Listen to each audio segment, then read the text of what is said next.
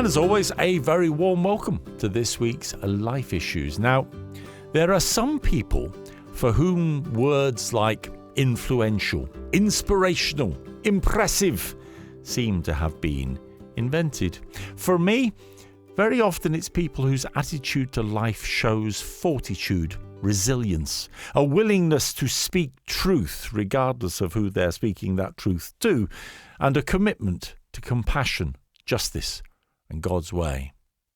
Long before I knew her background or even got to interview her, I was impressed by Bishop Rose Hudson Wilkin, the vicar who launched a rooftop protest, who stood for clear messages on justice and racism, both in the church and the world, who became a chaplain to the Speaker of the House of Commons and also a chaplain to Her Majesty Queen Elizabeth, and who, as part of, well, a whole team of people working to break down glass ceilings, became the Bishop of Dover, entrusted with looking after the Canterbury Diocese for the Archbishop. And actually, I wonder what her response might be to the new appointment. Maybe we'll find out. Well, eventually, I got to speak to her and found my convictions confirmed. Whether we were talking about faith, life, or Hamilton, she is a good interview, and that is the highest accolade that a presenter will ascribe someone. And what a life she has lived.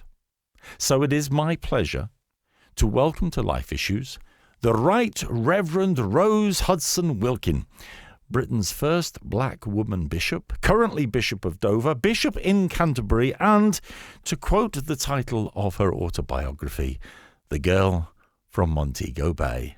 Bishop Rose, welcome to Life Issues. Thank you. Wow. Is that me? Yes, it very definitely is you. And I did, at this point, right at the beginning, and maybe we'll come to it, I did want to ask you the importance of putting Montego Bay front and centre in the title of your autobiography. But of course, today we are recording this as Montego Bay and much of Jamaica is in the news because of Hurricane Melissa having blown through much of the Caribbean, now hitting Cuba, having left devastation behind it in Jamaica, and looking at some of the pictures that are coming out of Montego Bay before the power lines went down, very much a situation of devastating. It must be, as part of the Jamaican diaspora, what are your thoughts as a church leader about your hometown today? Well, it's hard. It's very hard being away from home, where you still have family, where you still have friends. I was actually there in August with my friends and family. So it is very difficult being away from there because you're imagining, all sorts of things. You're imagining some of the sights. As a matter of fact, I said to my husband last night, I said, darling, that place where we normally go by the seaside to have our lobster and fish, fried fish. I said, I bet that's been demolished. And that's a go-to place that we would always go to whenever we're there. So I can begin to feel the anxiety of many, because for the poorer people, they have wooden structures, zinc roofs, and that will all have just been blown away. And so the anxiety about, we've got to put this all back together again.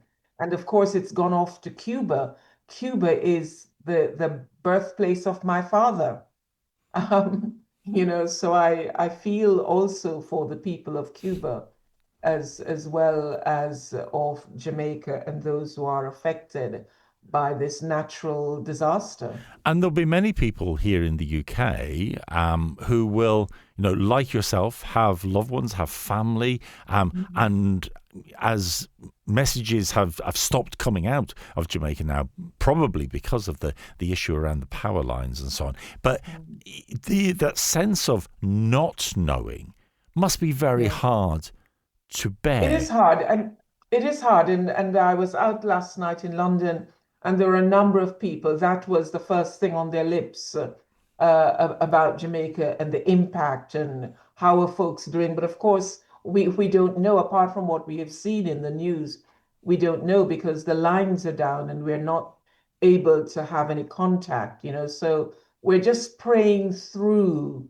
this Mm. time at the moment and hoping, Jamaica in particular, I can tell, and I should imagine the Cubans are too. The people of the Caribbean, we are strong people. We are resilient. When we had Hurricane Gilbert some years ago, which devastated most of the island, within days of that, they had people were walking around wearing printed T-shirts that said, "I survived Gilbert." Yeah. So no doubt we might, see something similar. I survived Melissa. And we will get back on our feet again because we will pull together and the diaspora will contribute to that, Mm. even though we're not there. We will contribute to that. And we will get back on our feet again and Yes, support and we each other. trust and pray that that will be the case, and Mm, our thoughts and yes, prayers, obviously, with your family and friends who are yes, still there. yes, And as I said, I mean, here you are, Bishop of Dover, Bishop in Canterbury, someone who is an important figure within the Church of England here in the UK, and yet when you write your autobiography, which is a fascinating read, I really, really, really want to explore the idea of tonic before we go too much further. We'll come back to that in a second. But why was it important to you to put Montego Bay? I mean, you call it The Girl from Montego Bay. Why was it important to put that front and center in this identification of you as an individual? yes. Yes. When I was appointed chaplain to the Speaker of the House of Commons, um, 97 people had applied for the role. Six of us were shortlisted, four men and two women. And we had the interviews over 2 days. And then it wasn't until a fortnight after that I heard anything. And I had assumed that someone else had gotten the job. The job was actually linked with Westminster Abbey. So it was in three parts. The person would be canon at the Abbey, chaplain to the Speaker of the House of Commons, and rector of St. Margaret's Church, the little church next door to Westminster Abbey. And what I was told a fortnight after the interview was that Westminster Abbey did not think that I was right for them. And Mr. Speaker, Speaker Burkle, thought that I was right for them. And so he said to me, if we split the job, will you take this bit of it? And I immediately said yes. And the reason I immediately said yes was I had a great passion that faith ought to be in the public square. Yes. And that faith was not a garment when the weather was bad, we put it on, and then when it's great, we take it off and we don't need it anymore. Faith is who we are. I didn't want to proselytize anyone. I wanted to be in that space to encourage people of faith to live faith. And so I immediately said yes without giving it a second thought. Now, when the press got hold of this, they had a field day. They didn't have woke in their vocabulary at that time, although I should tell you that they use woke incorrectly, Yes. but they didn't have that as part of their vocabulary. So they accused Mr. Speaker of being politically correct.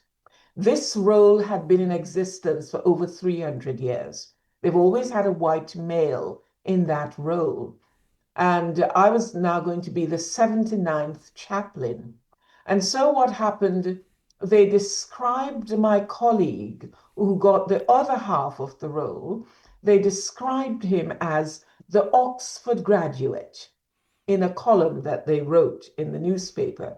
In the column describing me, there was nothing to indicate that I had a degree. Instead, they referred to me as the girl from Montego Bay. In other words, Mr. Speaker was being politically correct. He didn't just choose a woman in a role that had always had a man. but he chose this girl, Mm-hmm. not just any woman, a black woman, this Mm-hmm. girl from Montego Bay. And when I saw it, I was Mm-hmm. angry. And I remember thinking, how dare they treat me with such disrespect? But almost as suddenly as I felt that, I remembered thinking, one of these days, I'm going to write my autobiography. And when I do, what you don't know is you've given me the title of Yes. my autobiography. So that's where it came from. The And girl from Montego Bay. so what, a redemption of the phrase to actually make it a thing of honor for you? Yes, absolutely. Someone throws you lime and that's all you have. Don't complain that it's sour or whatever. Make some lemonade and have a refreshing drink. Yes. And so that's what I did. And reading the book, it is obvious that you feel very strongly that although you have lived in the UK for longer now than you lived in Jamaica, the reality is Yes. those years in Montego Bay, they shaped you. They formed the identity that you carry. They were formative. Yeah. And I actually like to tell folks that I was lucky to have been born and brought up in Montego Bay, Jamaica. And because I grew up seeing images of myself in all walks of life. So yes. they were foundational years. So it gave me confidence that I could become whatever I wanted to be. Interestingly, when I wanted to become a priest because I felt called to the priesthood, I was told, Rose, we're Anglicans. We don't do that. Well, you've never followed a set path, have you? There has always been, and again, Absolutely we'll come not. back to this later. There's Mm, always been a willingness to drive and to chart the yes, route that you felt was right. course. Yeah. How much was the influence of your Aunt Pet about Mm. that sort of strength of Yes, character? yes. My aunt's pet was my father's sister. And I gather when my mother left Jamaica, I was 2 years old. My sister was a little bit older. And when she left, I gather she left us with my father. But my aunt apparently said, the man can't even look after himself. A picnic more look after. In other words, he can't even look after himself. How is he going to look after children? Yeah. And so she just naturally assumed the responsibility of looking after us. We have an African saying that says, it takes a village Hmm. to grow a child. And in a sense, I was living that. So although my birth mother wasn't there, my father was present but not engaged, as it were. Here was someone in the family who decided to embrace us as part of her family. And then, of course, there was the wider church community too, who played their part. So having this other community, not selfishly belonging just to mother, father, and 2.2 children. So my birth children, all my children, are in their 30s now, and there are still people that they refer to as Uncle so Yeah. and Auntie so and so, from they were children. And it wasn't until they were adults that they realized that there was no blood Yes. relationship, Yeah. but it was the mutual respect of another that we were brought up with, and which I shared with my own children about how you address an adult in the community. She was very much a product of her time, though, wasn't she? I mean, I get the impression of someone who was a very strong lady, very forthright, not Yes. inclined to hold back if she believed something needed to be said. But equally, there doesn't seem to be a lot of, I suppose, what we would call emotional connection, that it was a very sort of matter of fact love and Very, commitment. very matter of fact, no emotional stuff going on. And so I will tell you that I have never heard anyone within the home saying, I love you, either to me or to anybody else. The adults didn't say it to each other, and they certainly didn't Mm. say it to us. You had to know that you were loved because you were watered and fed and clothed. And so you ought to know, of course, you are loved. But, then as I reflected on their own lives, I realized that no one, their mother took them from Cuba to Jamaica, and life was not what I think she thought it was going to be. And Yes. she ended up with having a mental breakdown and being sent into a mental institution. And so they, as I look back on their lives, my father and his siblings, they had no one with an arm around them saying, I love you, or you're fantastic, or well done. They didn't have that. Um, and so emotionally, there was a lot missing. Mm. I felt alone, I felt unloved, I felt unwanted. And sadly, in her own way, when life got too much for her, she would always say to us, oh, your mother didn't want you and your father isn't good enough. And so you're carrying Yes. all of that And it as a does have an child. impact on a child when they, I mean, as you say, your mum left Jamaica, came to England just a couple of years after Yeah, you were born. If I read correctly in your book, you didn't see her again until you were 9 years old. You had your dad's absolutely. attitude to cope with Yes. as well. Yeah. But your own attitude to expressing love and so on to your children reads very differently. A lot of Very people these different. days would go, well, this is how I was brought up. I can't help but be this way myself. That's not Bishop Rose's attitude, is it? No, no, no. What was interesting is I used to sing a very sad song as a child. I'm nobody's child. I'm nobody's child, just like a flower. I'm growing wild. No mommy's kisses and no daddy's smile. Nobody wants me. I'm nobody's child. I used to sing that. Yeah. And what is interesting, by virtue of singing it, and I still sing now, other songs, of course, not that one.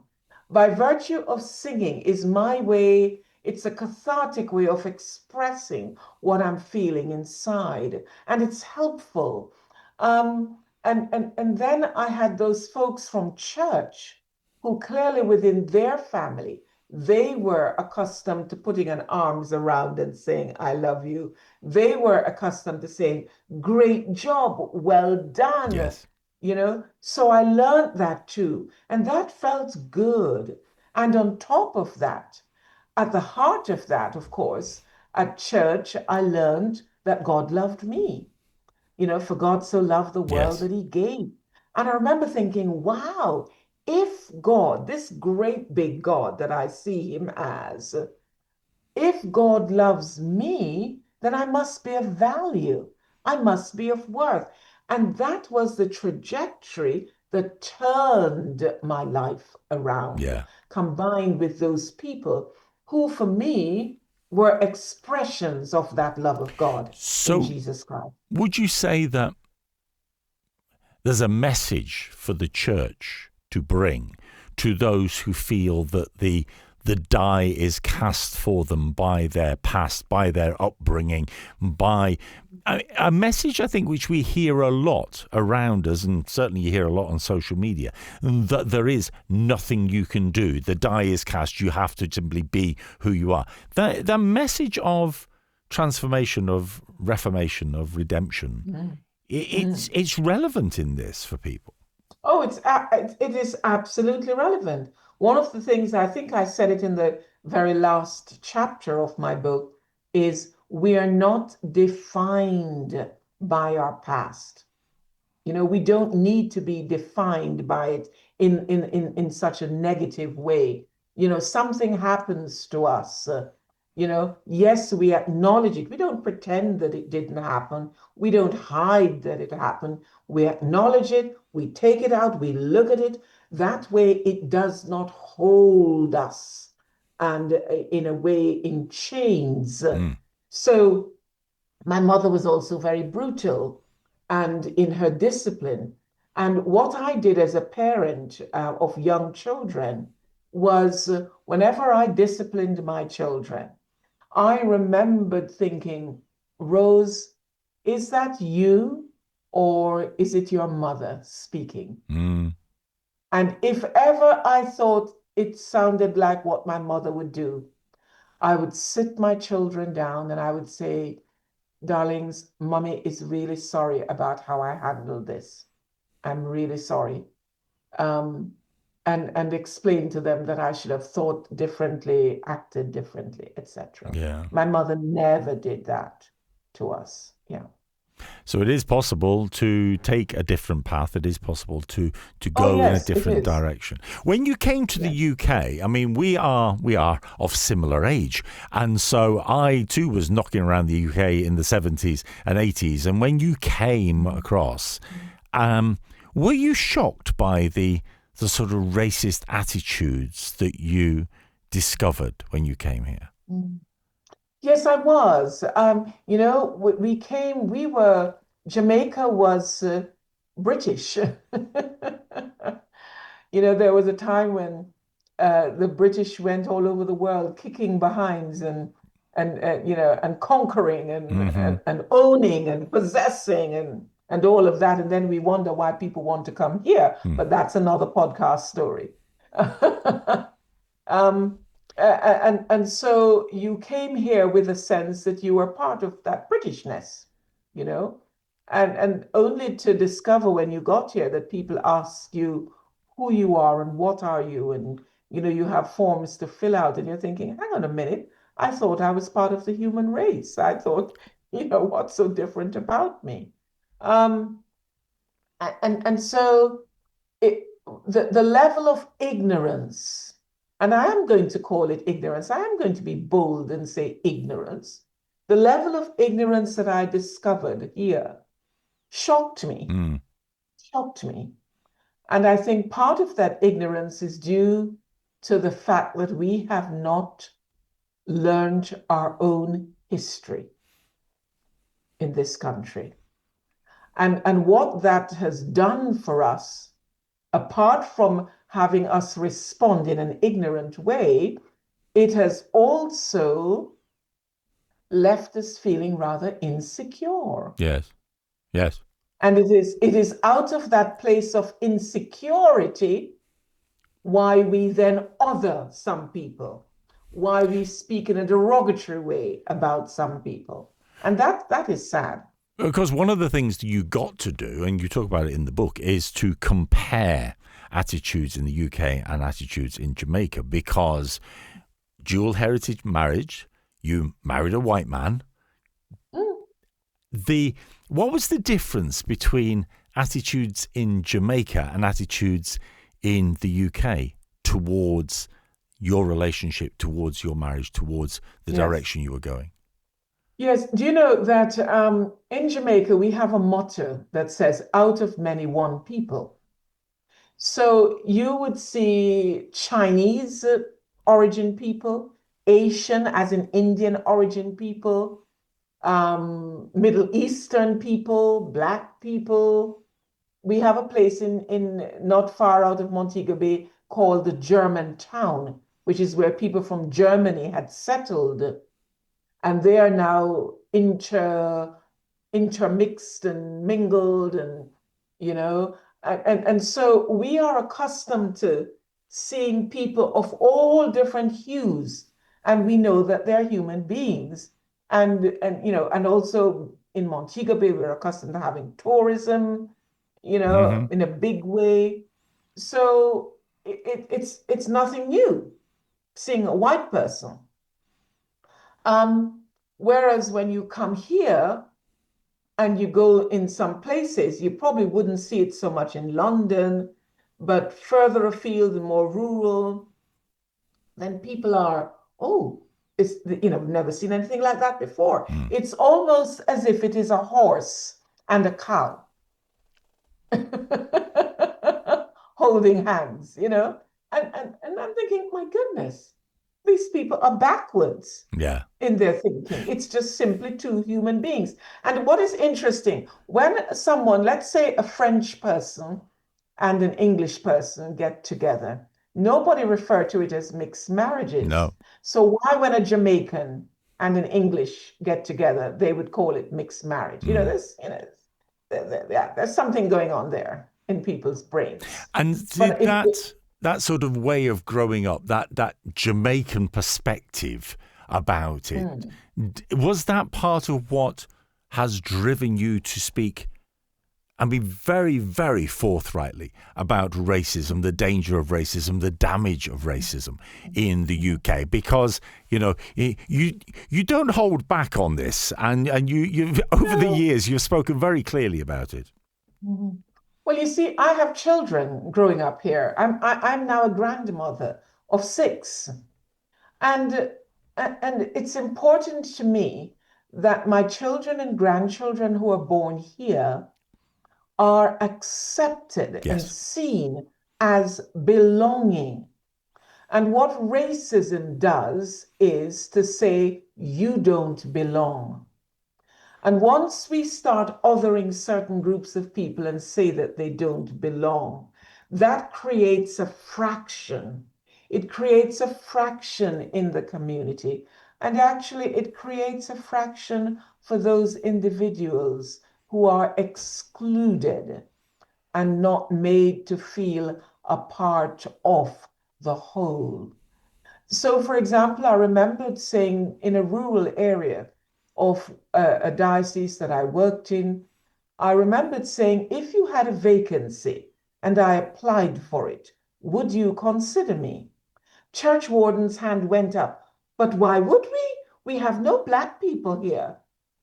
And I remembered thinking and saying out loud, oh, how interesting. So white priests can go to Africa. White priests can go to Asia. White priests can go to our inner cities and work in predominantly Black communities. White priests can go anywhere. But Black priests can only go where there are Black people. How interesting. And left it at that for them to ponder and think about. And how much of your stepping into ministry had as its core a desire to address these sorts of issues, to bring healing and enlightenment, I suppose, you picking up on your thought about ignorance, to the people that were involved? Because it has been a mark of your ministry that in the various roles you held, I think the word I would apply is forthright. I mean, whether it was running that rooftop protest in your church in Hackney, whether it's the comments about MPs and the way that they speak to each other when you were in the House of Commons, you know, it's attitudes on racism and sexism and restrictions in the church and so on. It's nobody is surprised when Bishop Rose has something to say on these things. Do you know, I don't go out of my way to say I am going to address these issues. I'm actually not issue-based in reality. What I am is passionate about the gospel of Jesus Christ. And the gospel of Jesus Christ for me speaks clearly about love. What does the Lord require? The prophet Micah asked. To do mercy, to love justice, and to walk humbly with our God. Jesus, when he was speaking about the last judgment, he said, I was hungry and thirsty. You gave me nothing to eat or drink. I was sick and in prison. You did not visit me. I was naked. You did not clothe me. And when they said, but we know you. If we had seen you, we would have done it. He reminded us, inasmuch as you haven't done it to all these, you have not done it to me. That's right. So I see a compulsion. I think it is the prophet Jeremiah, certainly in that book that I read, where he says it is like fire shut up within his bones. And if he doesn't speak out, you know, and I can identify with that. At the end of every Eucharist, there is a final prayer that the whole congregation says together. And the words in that ends by saying, send us out in the power of your spirit to live and work to your praise and glory. That's what it says. So faith It's not something in my head that I put in a box on a Sunday that has to be between 10 and 11 or 9:30 to 10:30, and woe betide if you go over, and it's private. We never talk about it to anybody else. We keep it a secret to ourselves. That's not the faith that I know. And I want to live faith. I want to be truthful to my faith and to live that out. And so it reminds me of someone said to me about the book. They said, gosh, that was a bit raw. Why did you want to put it all out there like that? And I thought about it, and I heard myself say, actually, I was writing that book to myself. Yeah. And as such, I wanted to tell myself what I had gone through, what I had endured, experienced. And if I can't be honest with myself, then I'm never going to reap the benefits of what it means to have lived that and come through it. It's almost like the book has been, your song again, an opportunity, a catharsis, Yes, an opportunity to work it through. yes, it has been. It has been, yeah. We are talking to Bishop Rose Hudson Wilkin, and one of the things, you've seen so much change in your time, and a lot of it you record, you chronicle in your book. The book is called The Girl from Montego Bay, and it's published by SPCK, available online and in good Christian bookshops, amongst many other places. You've seen a lot of change in the church over the period that you have been in ministry, right up to the new appointment of Archbishop Sarah, whom you will be working very closely with because you're rolling in Canterbury. What are your thoughts stepping back and looking at how much things have changed in that appointment? Yes, I want to say that I am surprised. And the reason I'm surprised is because I didn't think that they would. You hope and you long for, and hope is for that which we don't see. We can't see it. We hope for it, but we also know that the tide is strong against it. We've heard statement put out by some parts of the church already saying they're not going to accept her ministry. And so that's the reason why I was surprised that we chose a woman. Am I delighted that we chose a woman? I am delighted that the church has chosen a woman, or that the church has reached that place where it believes, and rightly so too, that women can be archbishops and go forward with that. I For a long time, men have been in positions of leadership, responsibility across a whole spectrum of areas. And all along, they have said, not just men, women too, have said, distinctly, this is a man's role, this is a woman's role, etc.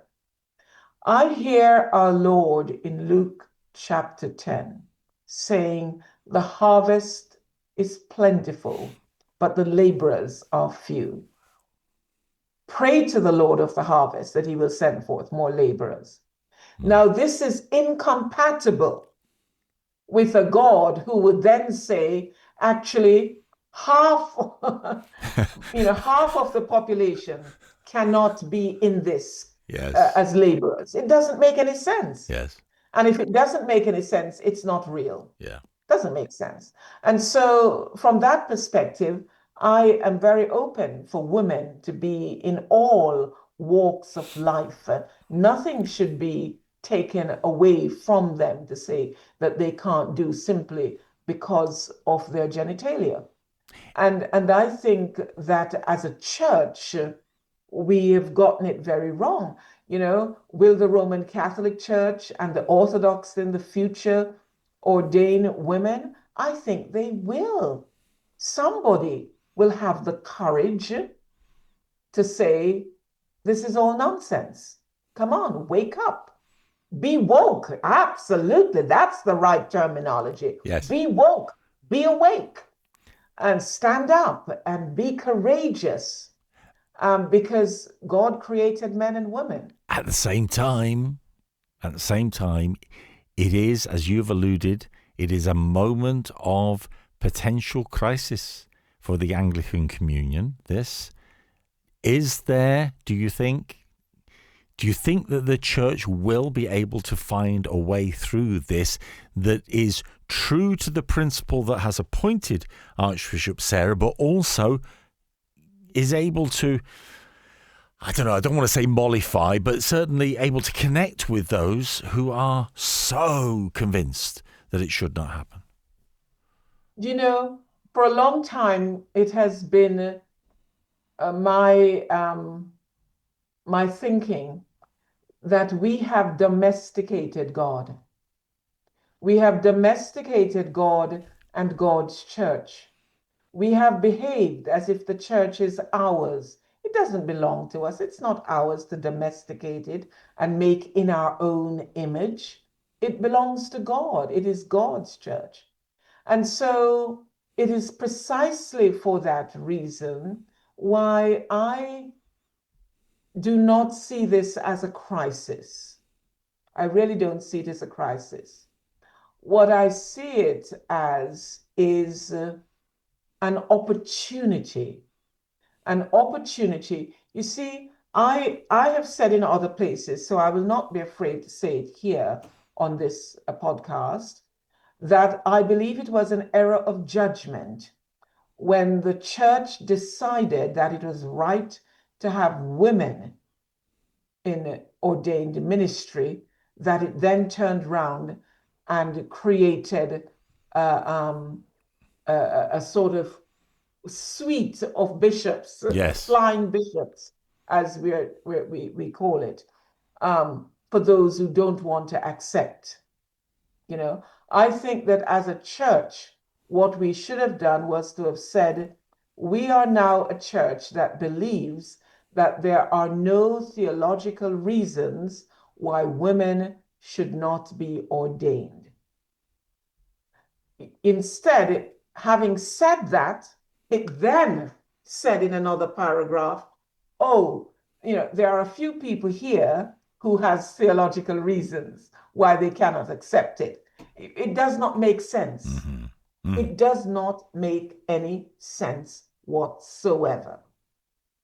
And so I think it was an error of judgment that we did it then. And I can bet you that when the Roman Catholic Church decides that they're going to have women in the threefold order of ministry, that they're simply going to say, from this day forward, we will now have women. End of story. End of story. And that enables people to be grown-ups and to be adults. And that means, you know, I've visited other provinces who have said, we are now ordaining women as well as men. Full stop. Yes. Yeah. Life goes on. Yeah. Yeah. Were there people who were disgruntled, unhappy? I'm sure they were. But they, you know, the leadership within the church said, this is what we are doing now. This is where we're going. And so I see this as an opportunity. I do not see it as a crisis. I think it allows us the challenge. There's that wonderful hymn, there's a wideness in God's mercy. And there's I think it's in the second verse where it says that we magnify God's strictness with a zeal that God would not own. And I think, yes, Lord, that's exactly what we do. You know, so I want the church to be bold. Yes. I want the church to be bold in a way that says, we're listening, God. We're listening to you. And it's not about people's preferences. It's what is right for the church. And for such a long time, when women were kept out of the workforce, the labor force of the harvest. We've done damage to the church. Yes. Yeah. And then we continue to do damage to the church by, by those who want to see things in their own image. Did you see Conclave? I have not yet watched it. It's on Okay. my watch list. Yes, there was a wonderful bit in it where one of the cardinals said the church is not about the past. The church is not about tradition. The church is about where we want to go. Where do we want to go? Yes. Do we want to be fossilized? Do we want to be fossilized? I have been in Turkey on a pilgrimage to the seven churches of Asia, Yes. in the Revelation, to the church of Thyatira and all these various things. And what do I see? I see stones thrown down, broken down, and our guide saying, oh, this is where Paul said this, and this is where, do we want our church to be there, fossilized as broken stones, or do we want our church to be living? I want to be part of a living church. And it's a living church that the world around us, without any sort of judgmental attitude to the world, it is. Yes, absolutely. Yeah. So there is a quote in your book, and we need to draw our time to a close, sadly, because I could talk to you on and on I'm enjoying about this. Yes, so am I. But there is a quote in your book, and it says this: "Do not go where the path leads.